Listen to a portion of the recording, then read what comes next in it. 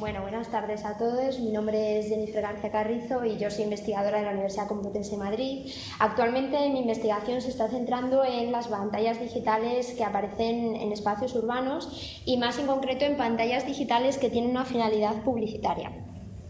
Como se ha venido repitiendo reiteradamente en este congreso, nos encontramos en una ciudad creativa, en una ciudad comunicacional, que al final está conectada y que se ha convertido en una ciudad inteligente, una ciudad en la que todos los medios parece que se han digitalizado y en la que ya no se consume, por ejemplo, el periódico en papel o escuchamos la radio a través de nuestros transistores, sino que parece que ahora todo lo hacemos a través del ordenador y de nuestro teléfono móvil. Esto ha llevado a que, como no, la publicidad que antes aparecía en vallas o marquesinas, hoy en día también se ha digitalizado y aparece en pantallas publicitarias que suelen ser pantallas digitales.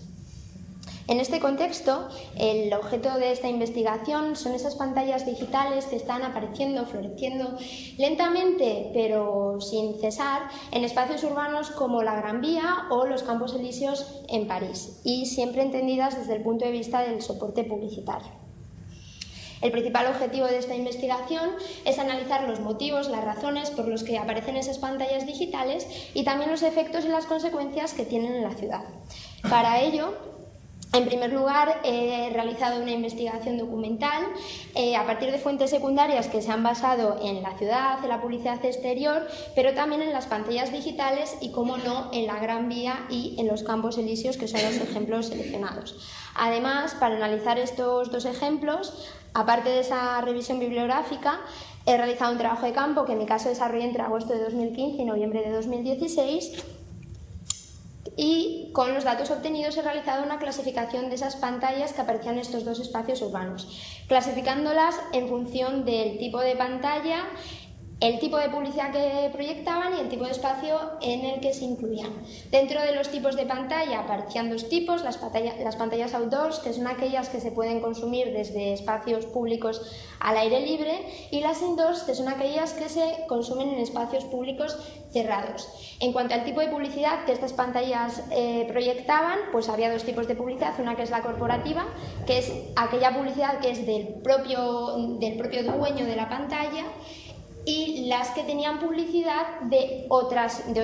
terceros, de otros anunciantes más allá del propio dueño. Y además, en cuanto a los espacios en los que aparecían estas pantallas, podían ser culturales o comerciales. Comerciales, tiendas, y culturales, pues por ejemplo, si estas pantallas estaban insertadas en teatros o cines, etc. Gracias a estos resultados y de esta clasificación, pude determinar las funciones y los efectos que tenían en la ciudad.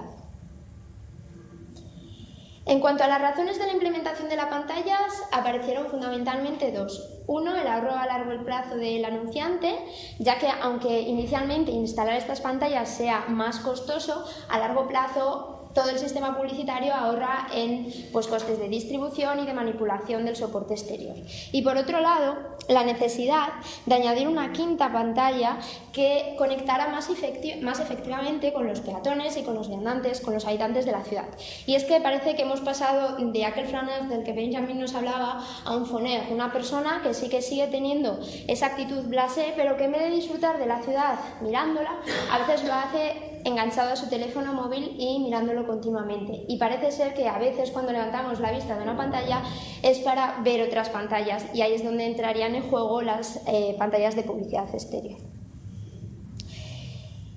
Analizados los motivos principales por los que surgen estas pantallas, quería ver qué funciones tenían en esos dos espacios urbanos, pero necesitaba analizar, y aquí os voy a exponer muy brevemente,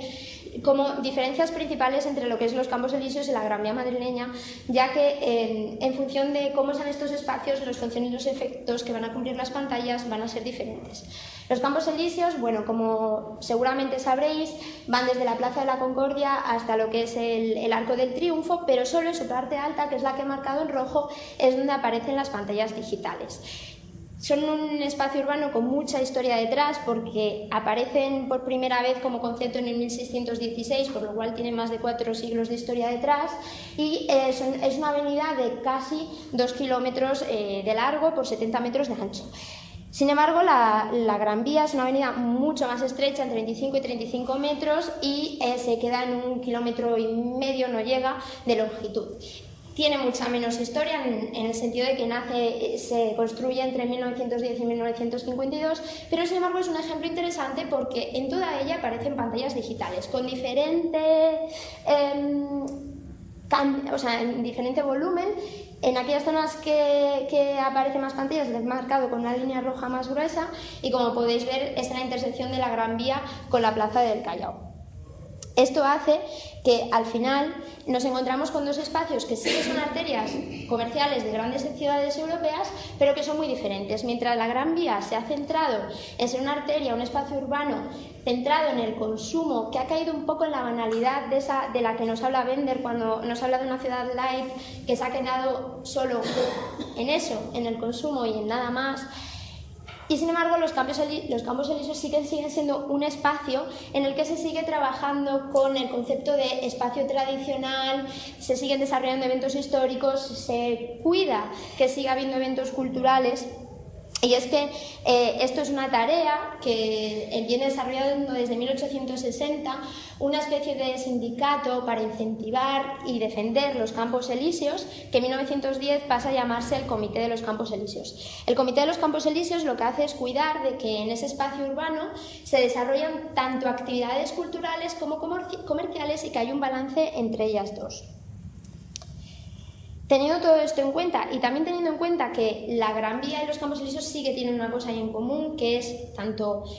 la voluntad que tienen de ser espacios innovadores como la importancia que le dan a la iluminación a esos dos espacios, surgen las pantallas digitales, siempre desde dos puntos de vista diferentes. En el caso de los Campos Elíseos, buscando más mantenerse como un espacio innovador, pero en el caso de la Gran Vía, buscando sobre todo una revitalización del espacio. En el 2010, la Gran Vía inicia, a partir de una ordenanza aprobada por el Ayuntamiento de Madrid, que se conoce con el nombre de Escenas Encendidas, empieza el proyecto que se conoce como City of the Lights, buscando y teniendo el interés de crear una especie de marca en torno a lo que es la zona de Callao y permitiendo a través de esta ordenanza que se insertaran pantallas digitales tanto en Callao como en la Gran Vía. Esto es un resumen de la tabla que hice con las diferentes pantallas que surgían y voy a analizarlo para, a partir de esta tabla, ver las funciones que esas pantallas digitales cumplen en los espacios. Como podéis ver, en el caso de la Gran Vía aparece una gran cantidad de pantallas outdoors, es decir, de pantallas al aire libre, lo cual no pasa en los Campos Elíseos, y esto va a tener dos efectos diferentes. Mientras en la Gran Vía lo que se está buscando es construir un espacio simbólico a través de esas pantallas, en los Campos Elíseos se busca algo diferente. Por ejemplo, esas pantallas lo que hacen es que configuran, audiovisualizan la ciudad, la hacen mucho más dinámica, pero a la vez configuran una ciudad volátil. Es decir, nosotros vamos caminando por la calle y vamos a recordar al final que hay pantallas, pero muchas veces no nos vamos a acordar ni de su contenido ni del continente, es decir, los edificios. Y eso es algo que en la Gran Vía lo que está intentando hacer es colarse en el imaginario urbano a través de dos símbolos importantes,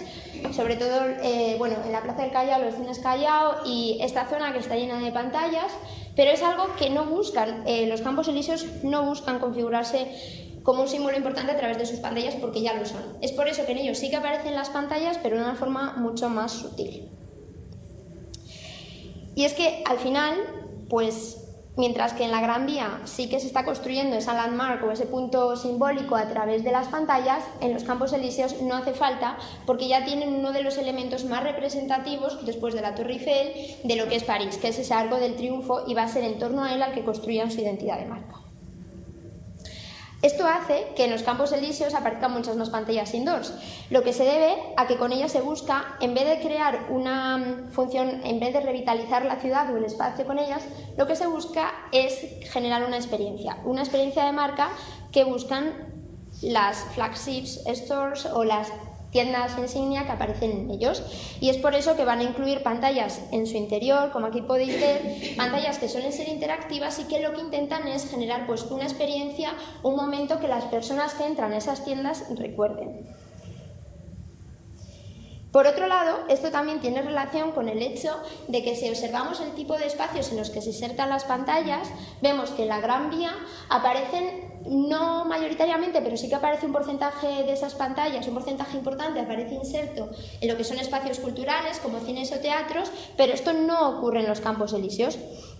Y es que en la Gran Vía sí que se busca esa función revitalizadora de esos espacios que estaban tendiendo a desaparecer porque cada día quedaban menos cines y menos teatros, y se busca a conseguir hacer en ellos pues eventos, espectáculos, estrenos, eventos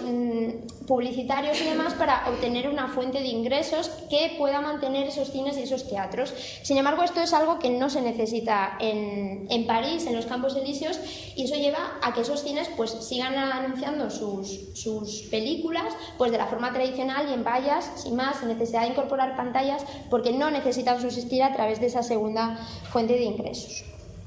Y por otro lado, si observamos los datos relativos al tipo de publicidad que implementan, pues podemos ver que en la Gran Vía aparecen un porcentaje pequeño, pero interesante, teniendo en cuenta que en los Campos Elíseos ese porcentaje es cero, en la Gran Vía supone un 15% de publicidad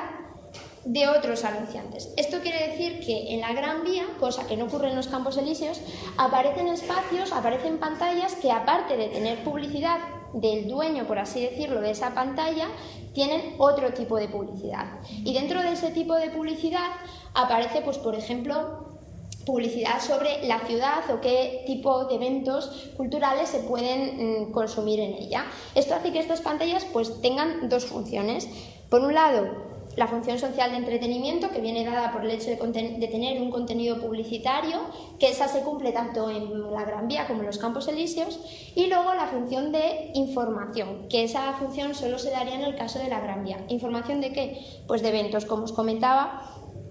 eventos que están ocurriendo, que se están desarrollando pues en Madrid, como bueno, ahí tenéis la pantalla que nos está contando pues diferentes actividades culturales que oferta la ciudad.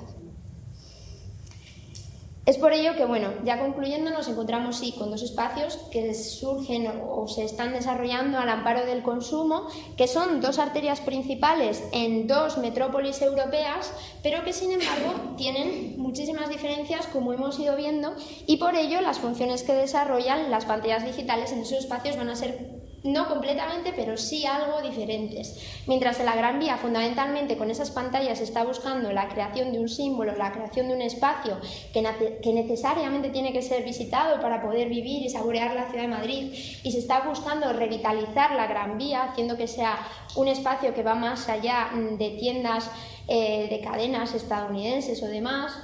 En los Campos Elíseos lo que se está buscando es simplemente el no quedarse atrás, el seguir siendo un espacio innovador y de referencia, que siempre lo seguirá siendo en París por ser uno de los espacios históricos más importantes que esta ciudad tiene, pero que gracias a esas pantallas consigue seguir siendo puntero en innovación. Así que esta es mi presentación, muchas gracias por su atención y nada, si tienen alguna duda pues luego me pueden preguntar.